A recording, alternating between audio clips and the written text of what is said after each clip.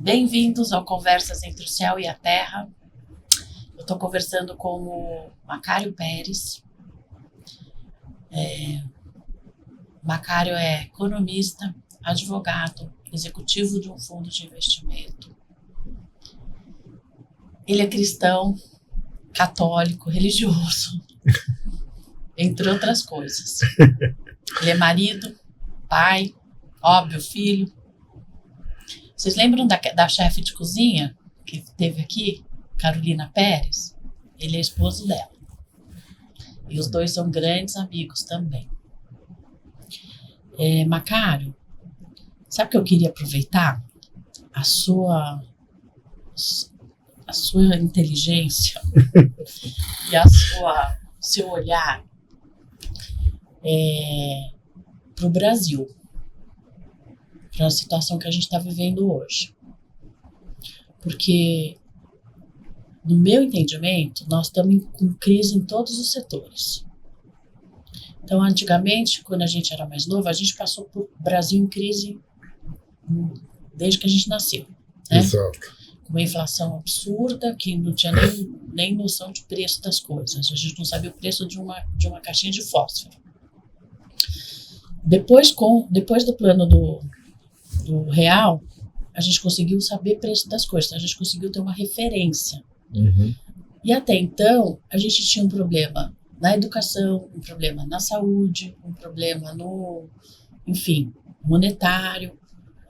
E no momento, eu acho que a gente está vivendo uma crise em todos os setores e uma crise de valores também, enorme. Então eu queria saber de você, o que você está achando? Porque quando a gente era mais novo, eu fiz faculdade, eu formei com 21 anos, hoje eu estou com 51 anos.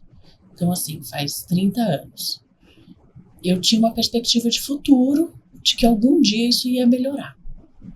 E hoje eu já não tenho essa certeza que isso pode acontecer. Nem se existe essa possibilidade. E eu já achava difícil, na nossa época de recém-formado e tudo, estudante, de ver uma boa perspectiva, em termos de vida, assim, de uma forma geral, no Brasil. E é muito triste para os jovens não terem perspectiva, porque eu acho que é isso que faz a vida andar, né? Exato. E a gente ter sonhos, ter motivação, ter perspectiva de vida. E hoje parece que a situação está pior ainda. E essa questão de valores está gritante. Como que você está vendo isso tudo? Eu estou, assim, muito, muito, muito pessimista. Tudo que você está vendo, eu estou vendo, eu acho que exponencialmente, porque é uma perca de valores, inversão de valores, de tudo quanto é jeito em todas as áreas e setores que tem, né? Infelizmente, desde que eu me conheço por gente, o Brasil ia ser o país do futuro. E agora nem do futuro é. Pois é. Não é do futuro. A gente já sabe que não é do futuro. Você entendeu? Do nosso, pelo menos, né? Nem dos nossos filhos, Cris, nem dessa geração, porque o Brasil andou para trás, assim, sei lá, 40, 50 anos. Porque o nível de deterioração em todos os setores, eu acho que é tão grande que eu não sei como recuperar. Se bem que os países diferentes de empresas são muito resilientes, né? Então a Argentina, por exemplo, estava sendo sucateada há 40 anos e entrou alguém lá que quer fazer, quer mudar e parece que está realmente mudando, né? Então a resiliência dos países é muito maior do que a resiliência de uma empresa, graças a Deus, né? Então aí você falou, né? Então a gente tem possibilidade. Não sei se tem possibilidade, porque a nossa base, assim, em todos os setores, né? Seja no judiciário, né, nos poderes, nos 3 poderes, executivo e legislativo, qual que é a nossa base, né? O que a gente sabe deles? Os 3 né? estão muito desacreditados, né? Muito desacreditados, e um misturando com o outro, e um compra o outro, e é uma mistura ali que Perdeu-se as referências. Perderam-se todas as referências. Macário, a gente perdeu referência até nas palavras, né? Você já percebeu? Exato. Porque as referências, assim, uma coisa está deixando de ser uma coisa. A verdade está deixando de ser verdade para ser mentira. Mentira para ser verdade. A gente não sabe mais do que a gente está falando. Então, e aí fica complicado. Exato. E não existe meia verdade. Eu desconheço. Você entendeu? Então, esse negócio de relativizar as coisas, né? Ah, pode ser, mas e o sentimento? Aí é outra coisa. Uhum. Mas é ou não é? Você entendeu? Ah, que pode ser, que pode ter uma exceção, pode ter. Mas se você se basear pelas exceções. O que você está falando é como se fosse uma questão, vamos supor, de alçadas. Se a gente não criar algumas referências e alguns nortes, independente de opiniões ou de sentimentos, a gente não consegue avançar. É isso que eu estou entendendo. Uhum. Vamos supor, não que isso seja, não que a gente precise definir qual é a verdade, mas a gente precisa partir de uma referência comum para poder a partir dali construir. Uhum. Faz sentido? Faz todo sentido. Agora, aqui no meio da conversa, estou pensando uma coisa. Não existe, antigamente eu achava que um plano econômico funcionaria, que é o que a gente acreditou. Uhum. Quando o real começou a funcionar, a gente começou a ganhar valor, né? O Brasil começou a gerar valor, a gente sentia isso socialmente e tudo mais. E de repente voltamos numa crise absurda que jogou a gente anos para trás. E hoje, conversando aqui com você, eu cheguei a uma conclusão. A gente não consegue fazer uma mudança como a gente precisa, criar uma realidade futura possível, sem um plano múltiplo. Múltiplo no seguinte sentido, de várias áreas em conjunto, porque a gente precisa de tudo funcionando, não é só de uma parte. Então, mas a principal delas qual que é, eu acho? Eu não sei educação. Né, educação, porque se você vê a Coreia do Sul, se você vê esses países que deram virada, né, até na Europa, ali no sul da Europa e tal, não sei o que, foi baseado na educação. Né? Na educação, o nosso povo é muito, entre aspas, mal educado. Você vê a educação. Ontem eu estava. E do Brasil, não sei se você viu que saiu uma estatística, piorou. Então a gente está andando para trás. A gente está nivelado por baixo, né? Exato. Então, a partir do momento em que existe porque somos humanos, tudo válido, não se repete mais de ano, por exemplo. Então, uma pessoa, para passar de um ano para o outro, precisa de prova, precisava, né? De prova, precisava passar na matéria, entender algumas coisas, crescer, aprender, agregar conhecimento para mudar de patamar. Hoje não existe mais isso, pelo que eu entendi. Porque aí você está desmerecendo o ser humano, então você não pode fazer isso. Na verdade, não é isso que a gente está falando, de outra coisa. Só que aí nessa bacia do tudo, da relativização, tudo começa a fazer parte de ser a mesma coisa e a gente não consegue ter critério de discernimento. E aí, o que a gente está fazendo com isso tudo? Nivelando por baixo, em todos os setores.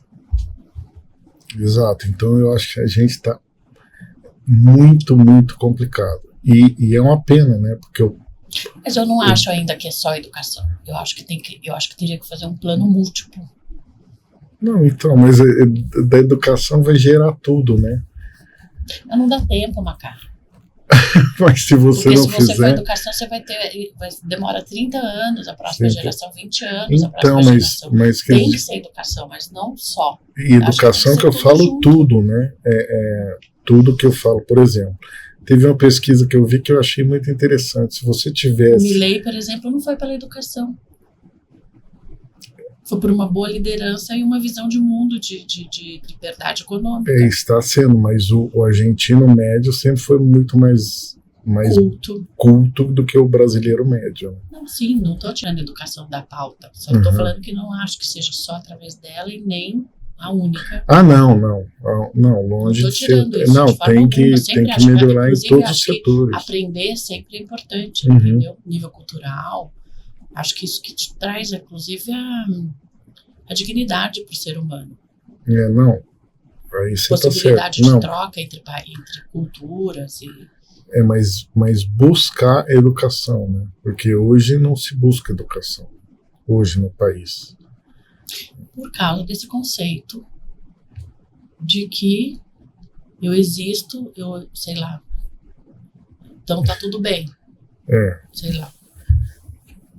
E aí o Estado tem que dar um jeito, né? Sendo que, na verdade, o conceito de Estado não é entendido pelas pessoas, né? Porque o Estado não é um pai, nem uma mãe, e nem responsável pela vida de ninguém. E mesmo porque, se for pai ou mãe, e te der tudo, ele tá tirando de alguém, porque ele não produz nada. Então, é isso que eu tô falando, ele não tem esse papel.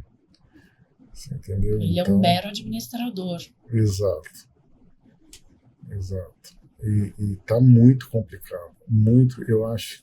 Eu tô muito cético com o país. Muito cético. E é uma pena, porque o país é o celeiro do mundo, né? O Brasil é o celeiro do mundo. Aliás, meu pai, para quem não sabe, veio pro Brasil encantado. Seu pai e sua mãe.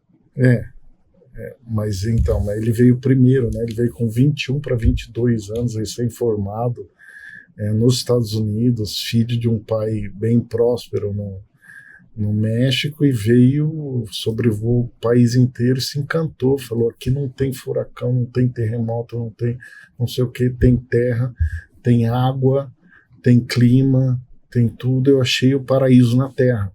É para cá que eu venho. Você entendeu? Mas eu acho que a gaiola é de ouro, mas os pássaros que tem dentro não prestam muito. Então a gente pena muito por isso, né? E eu vou te falar uma coisa, eu sempre fui uma pessoa que eu me considero até otimista. E sempre busquei, assim, a luz, né? E realmente tá difícil. Mas eu não quero entregar, eu quero achar um jeito ainda. Não, a gente não se entrega nunca, né, Cris? Mas quando você vê aí um empresário tendo que pegar dinheiro. Empresário, para mim, é super-herói. É super. Empresário pode, todo mundo no que é Brasil é hiper-herói. CNPJ, que tem conta de folha de pagamento para pagar, pode passar na banquinha da capinha do super-herói para pegar uma, porque não tem. Não tem. E hoje, que empresa que dá hoje 20% ao ano de lucro, né? E aí, quando o cara precisa de um capital de giro, alguma coisa, hoje, com a Selic do jeito que está, o cara vai pegar dinheiro, esse nível. O agricultor, e aí vai competir com quem? Com o agricultor dos Estados Unidos, com o agricultor da China. Da Europa não se fala, porque lá é tudo subsidiado, né? Mas dos concorrentes mesmo, né?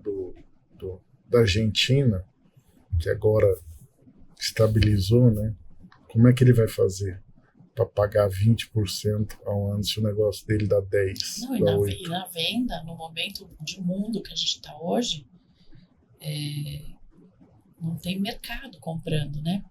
Pagando um valor alto. Sei porque eu produzo, né? Então, assim, eu fui vender esse ano avocado e preço menor do que o do ano passado. A nossa expectativa é que fosse ser maior. E não conseguimos esse preço. E aí, não só aqui no Brasil, mas o pessoal que está exportando também está pagando menos para exportar, para levar para fora. E aí eu falei assim, o que está acontecendo? O mundo inteiro está passando por uma situação difícil, então não tem como. E o produtor rural paga uma conta muito alta, né? Muito alta. Muito alta, e crucificado ainda. Em termos culturais, né? É cultural, é que destrói, que isso, que aquilo, né? Ao contrário, né? É o que mais preserva, porque se ele não preservar, ele não vai ter a matéria-prima dele, né? E aí, desculpa a palavra, mas vem uns babaca da cidade falar isso, e aí mora em cima do rio, que eles mesmos tamparam, né? Então... Ou poluíram. Ou poluíram. Então... beleza, para você, lei, para mim, não, eu posso tudo. Uhum. É que quem mora na cidade, nasceu na cidade e viveu vida de cidade, não conhece o que acontece na realidade do Brasil. Não tem nem ideia. Tem noção. Não sabe de onde vem o ovo. E muita coisa que acontece no campo, as pessoas não têm essa noção. Não tem noção. E é que nem a gente fala às vezes que a cultura, vamos supor, uma cultura assim, de um pessoal do norte, ribeirinho, ou de cidades mesmo, não tem nada a ver com a cultura do Leblon que a gente aprendeu nas novelas. Não. Nada a ver. Não, nada a ver. Só que a gente viu anos e anos e anos só a cultura do Leblon nas novelas. E isso não é a realidade. Está muito longe. Muito longe da realidade. E o interior é outro mundo, né? E o brasileiro... E no final é a resiliência do Brasil, acho que está aí, né? Então, o brasileiro médio, alto, industrial, é gozado que eu notava isso, que conhece o mundo, mas não conhece o Brasil, né? A gente é meio fora da curva, né? Porque tem o lado do interior, mas o brasileiro, filho de industrial e tal, conhece a Europa, conhece os Estados Unidos e tal. Você foi no Mato Grosso? Não. Você foi em Goiás? Não. Você foi no Sul? Fui em Gramado. Isso daí não é conhecer o Brasil, né? E aí você está falando uma coisa que eu acho que tem um valor muito grande, que a gente precisava divulgar, conhecer mais, que é o valor do brasileiro que não está nesses grandes centros urbanos. E que é um valor que eu acho que é a estrutura da nossa sociedade, do nosso país, de uma maneira geral, no final das contas. Eu acho que não é essa sociedade urbana que é a estrutura do Brasil. Eu acho que é a rural. Eu acho que são esses valores das pequenas cidades, dos produtores, das pessoas que estão fora do eixo Rio-São Paulo, assim. E são pessoas simples, né? De matemática e hábitos simples. A matemática deles é simples, né? É uma matemática de vida, né? Adorei esse termo, matemática de vida. Que é do padeiro, né? Exato. Como é que faz para o negócio dar certo? Como é que faz para sua vida dar certo? O que entra tem que ser menos do que o que sai. Exato. E aí, para você fazer hoje em dia isso, você precisa ter muita força de vontade.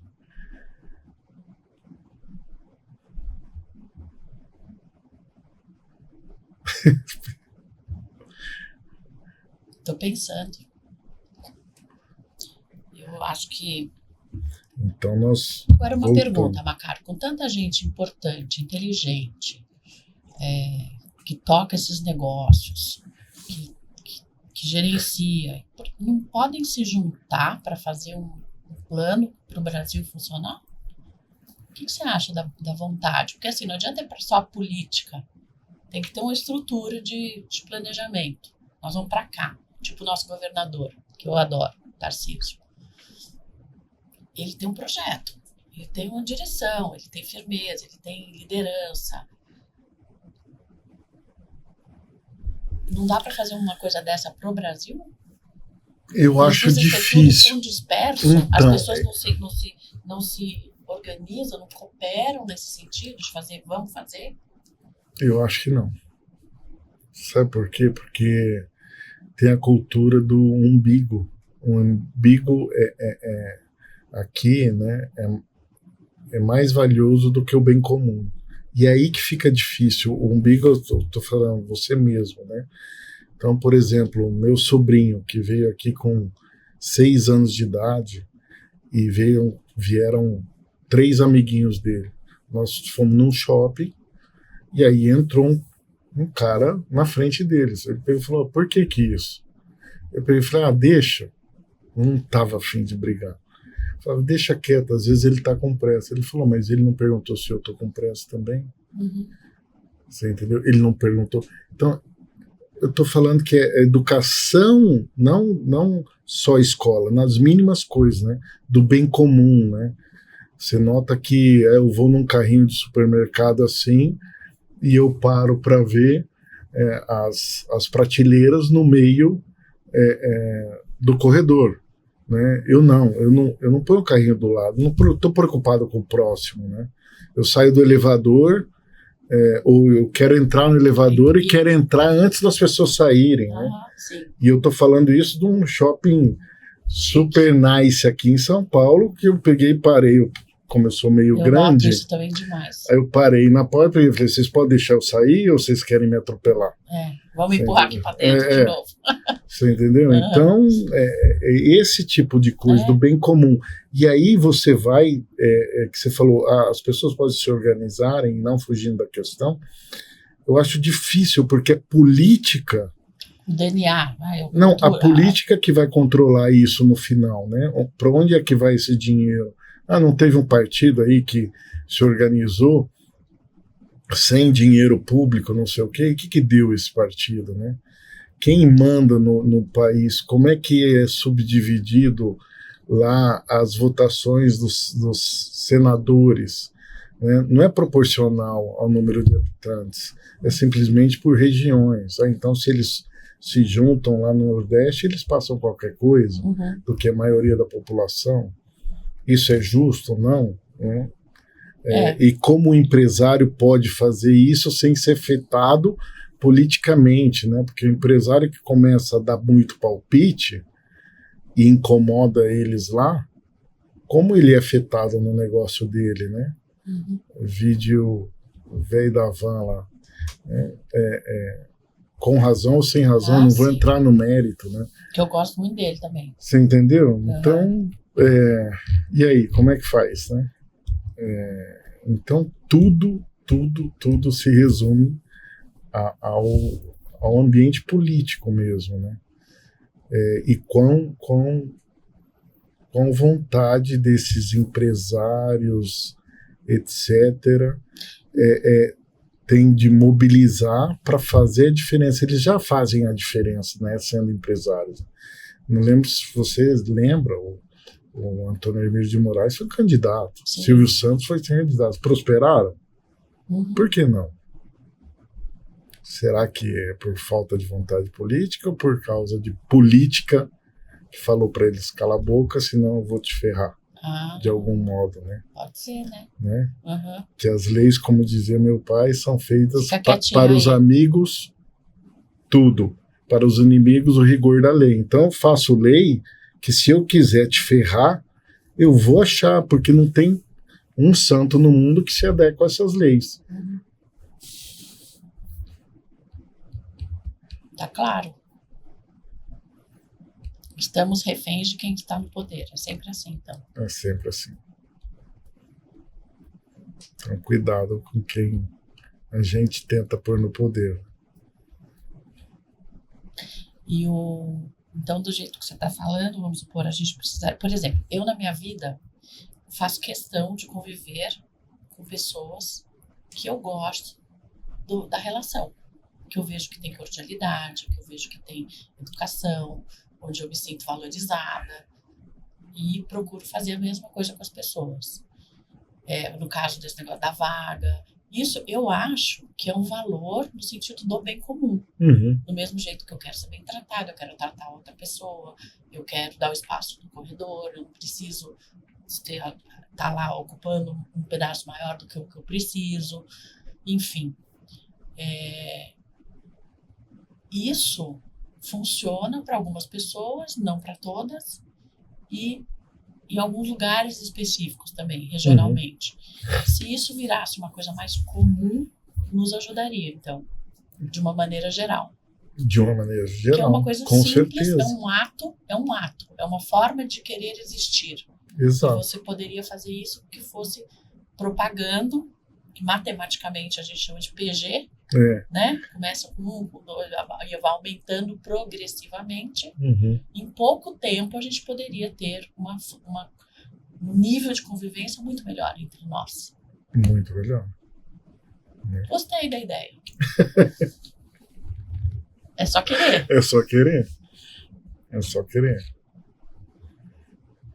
Agora a gente está numa selva, né?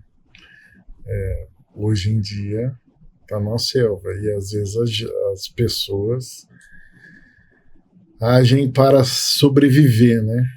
E acham que desse jeito, talvez passando ou para se defender, né? Mas por isso é vai ter um benefício maior. Então tem que tomar cuidado. Não está fácil. Aí já é uma questão de vantagem, né? É a questão do benefício. A lei que o brasileiro tinha muito lá atrás, né? Tinha? Acho Você acha que tem, ainda né? tem?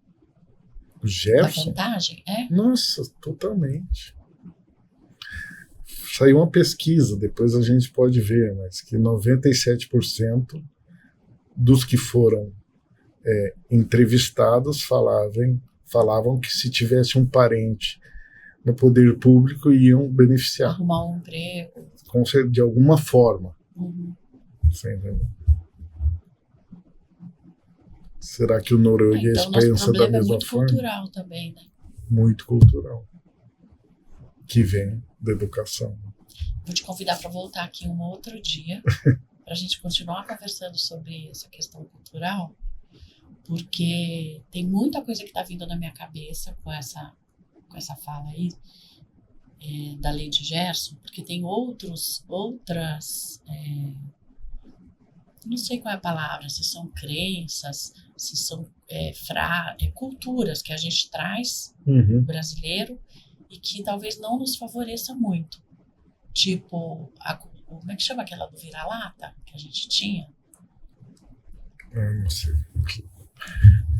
Com relação aos países estrangeiros, a Europa, por exemplo, é o complexo de vira-lata. Complexo de vira-lata. Então, assim, o complexo de vira-lata, a lei de Gerson, o jeitinho brasileiro, enfim, tem muito mais coisa aí, e ao mesmo tempo tem outros que são valores positivos, estruturais, que nós temos também, que não são evidenciados. A gente pode voltar você pode vir outro dia para a gente continuar? Podemos. Foi fantástico, adorei. Obrigada, Macário. Então, conversamos com Macário Pérez e vai voltar para a gente continuar essa conversa sobre a cultura brasileira. A cultura no sentido de que é isso que nós brasileiros carregamos, né? Que a gente pode rever o que não é muito legal, que não nos agrega valor e evidenciar os valores que nós temos e que talvez não sejam tão claros para a gente. E mudar naquilo que pode mudar, né? Com outros exemplos de outras culturas, outros países. E tudo isso passa pela vontade, né, do ser humano. Só querer já pode mudar. Obrigada. E volte outras vezes para conversas entre o céu e a terra. Obrigado a todos.